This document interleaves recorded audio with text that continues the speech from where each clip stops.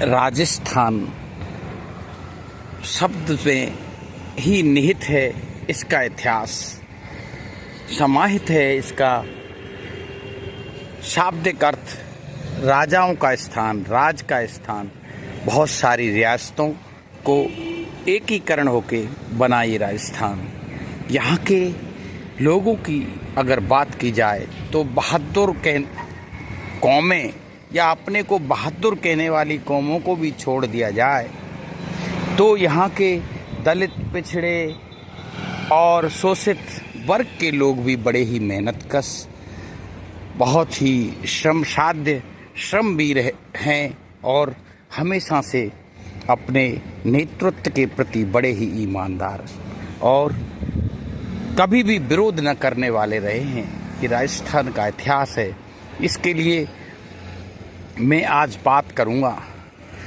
स्वतंत्र भारत की ही बात करें तो जनता पार्टी का टाइम, दौलत राम सारंग यहाँ किसान नेता और भैरव सिंह जी, लेकिन दिल्ली ने आदेश कर दिया, भैरव सिंह सीएम बन गए और दौलत राम सारंग केंद्र में चले गए। कोई विरोध राजस्थान में नहीं पनपा किसी भी तरह का। और गहलोत जी का आपने देखा ही होगा, दिल्ली से एक पर्ची आती है, मूर्धन्य किसान नेता माननीय परशुराम मदेरणा, जो 150 सीटों के करीब लेके आए थे, लेकिन दिल्ली की पर्ची आई और अशोक गहलोत यहाँ सीएम बन गए। किसी भी एमएलए ने भी कान नहीं खटखटाए। और अभी अभी तेज तर्रार और दिल्ली को गाए बेगाए आंखें दिखाने वाली माननीय वसुंधरा राजे एक छोटी सी पर्ची के आगे नतमस्तक हो गई। ये यहाँ के लीडरों की मानसिकता है। मैं यहाँ के लोगों की इस तरह की गुलामी की मानसिकता नहीं मानूंगा। बड़े लोग वीर हैं, हट्टे कट्टे हैं। भारतीय सेना में आज भी एक बड़ा वर्ग राजस्थान से ही जाता है। उन जवानों का मैं आदर करता हूँ, लेकिन यहाँ के जो नेता हैं वो 2-4 ही राजस्थान में ऐसे हुए हैं जिनको थोड़ा अनुकरणीय किया जा सकता है। अब बात लेते हैं राजा महाराजाओं की।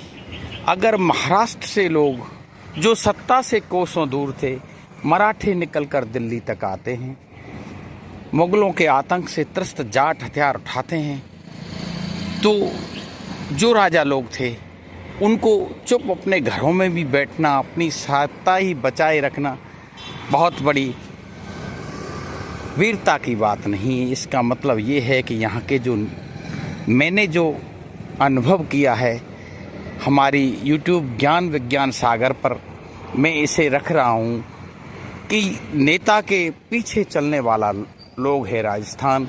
अगर आपकी पर्ची आ गई भजनलाल, तो भजनलाल ही मुख्यमंत्री हैं और निर्द्वंद मुख्यमंत्री हैं। 5 साल तक उनको कोई हिलाने वाला नहीं है। जबकि वसुंधरा जैसी कद्दावर नेता भी यहाँ पर है। जय जय राजस्थान। और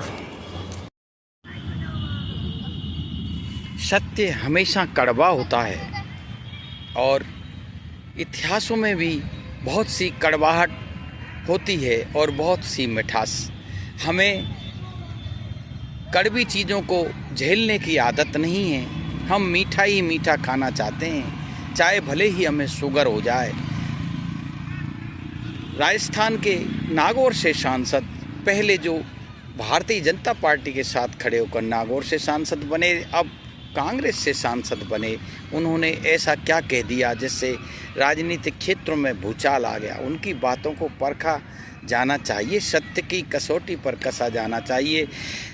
हनुमान बेनीवाल छात्र नेता हैं, निडर निसंक नेता हैं। उन्होंने मजबूती से राजनीति में खुद को स्थापित किया है और वो सत्य के पुजारी हैं। उनने जब दिल्ली की सत्ता 56 इंची सत्ता अपने पूरे चरम पर थी और किसान उनके खिलाफ बॉर्डरों पर बैठे थे, एकमात्र सांसद हनुमान जी बेनीवाल ने आकर किसानों का समर्थन किया और उन्होंने कहा इनको एमएसपी देनी चाहिए। और उसी से उनके संबंध कड़वे होते गए और जो कांग्रेस तक पहुंचकर वो सांसद तो बन गए। तो सत्य कहने में कोई बुराई नहीं, निडर हैं वो, ये बात सही है। लेकिन इस सारे प्रसंग पर गौर भी करना चाहिए। उन्होंने कोई राजस्थान की जनता के लिए नहीं कहा है। जनता यहाँ की बहुत ही मजबूत है, क्योंकि आज भी भारतीय आर्मी में राजस्थान के लोगों का संख्या बहुत है। विशेषकर जो शासक वर्ग गुजराती है, उनकी शून्य के हिसाब पर जो कुछ है वो राजस्थान के, हरियाणा जहाँ के लोग हैं वो ही बॉर्डर पर लड़ते हैं। इसलिए इनकी बातों को सही ढंग से सुनना चाहिए। हाँ, अच्छा नेता हो तो अच्छी उसकी इतिहास में छवि बनती है, अच्छा परिणाम आता है।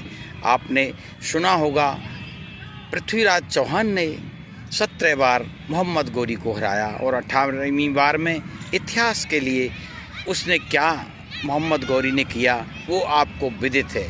अभी 15-20 दिन पहले पहलगाम कांड को आपने सबने सुना, किस तरह सत्ता के टीवी ने सत्ता के भोंपू बजने लगे और उसको कहाँ तक पहुँचाया कि हमारे पाकिस्तान हमारे गिरफ्त में है, पाकिस्तान के टुकड़े करते हैं, पाकिस्तान को बलूचिस्तान अलग कर देंगे, ये कर देंगे, और कैसे कैसे वो एक विश्व के सबसे बड़े चौधरी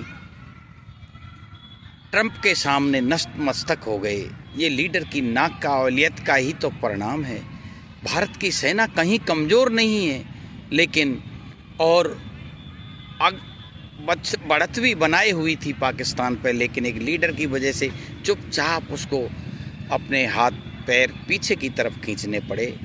ये वो मोदी जो कभी कहा करते थे, जो श्री रामचंद्र जी को लाने का दावा करते थे, श्री राम की उंगली पकड़कर जो कभी चले थे, अब ट्रंप की उंगली पकड़ खड़े हैं। शहबाज और मोदी, या कहूँ हिंदू और मुसलमान दोनों ईसाइयों के ध्वज तले खड़े हैं। ट्रंप ईसाई राजा है, उसके सामने किस तरह से इस्लाम और हिंदुओं ने नतमस्तक होकर और युद्ध विराम किया है, ये सब जानते हैं। ये नेतृत्व की कमजोरियां हैं। इतिहास इसको इस सही बात भी कहेगा। कुछ लोग चाटुकार मिल सकते हैं, कुछ भाट चारण आप इकट्ठे कर सकते हो, लेकिन सत्य को कहने वाले भी हमेशा से धरती पर रहे हैं और रहेंगे। इसलिए सत्य से कभी बुरा नहीं मानना चाहिए। सत्य ही सनातन है। जिस धर्म की हम बात करते हैं, जब हम सत्य ही नहीं बोलेंगे तो हमारे धर्म की महत्ता ही क्या रह जाएगी। जय हिंद, जय भारत। इसी के साथ आज राजस्थान की इस राजनीति में आए भूचाल पर एक नज़र यूट्यूब ज्ञान विज्ञान सागर से